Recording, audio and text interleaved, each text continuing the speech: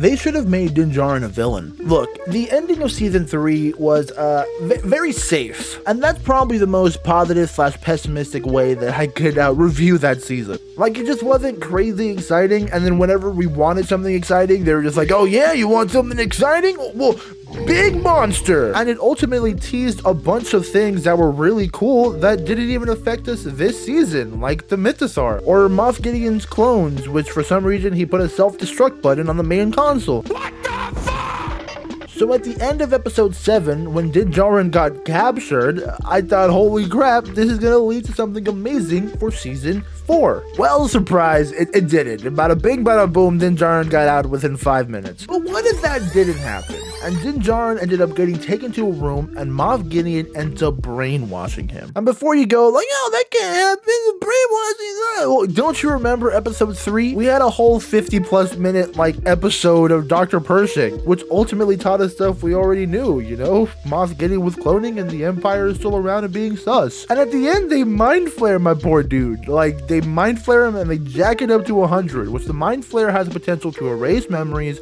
hypnotize, and just turn you into a freaking vegetable if you're there long enough. And if you really think about it, why? Like, why did we get a whole Pershing episode? Why did they even have to mind flare him? They could have just said this all in one line during that Shadow Council scene. So I thought, maybe the mind flare technology will come back later in the season, and it will lead to this really big holy crap moment where Moff Gideon ends up using it on Din Djarin. And it could have led to this crazy emotional moment where Moff Gideon is ripping his helmet off and he's putting him to the mind flare, and we see the acting chops of Pedro Pascal come out, and we see the anger / worry in Din Djarin's face as he is about to get mind flared. And then Moff Gideon warps his mind and turns him into an evil guard, making him the antagonist of season 4. And before you go oh no, they can't do this, Din Djarin, I like Din Djarin. Well, that's the freaking conflict. We like Din Djarin. It would lead to a point of confliction in between the audience, because they would feel, oh man, he's the character I love, but he's doing all these evil things, but at the same time,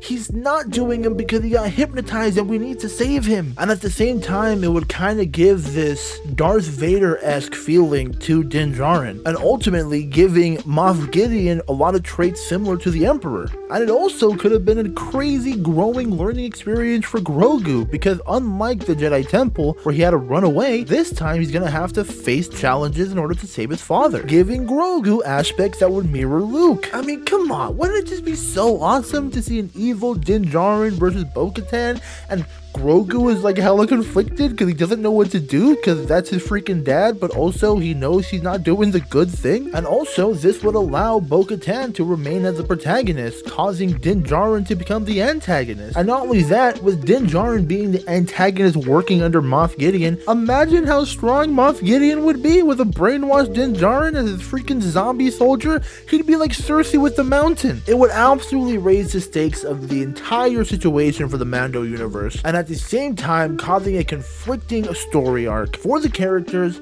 and for the viewers. But that's just my wacky theory. Let me know if you think I'm wrong or stupid in the comments down below, and I'll talk to you later.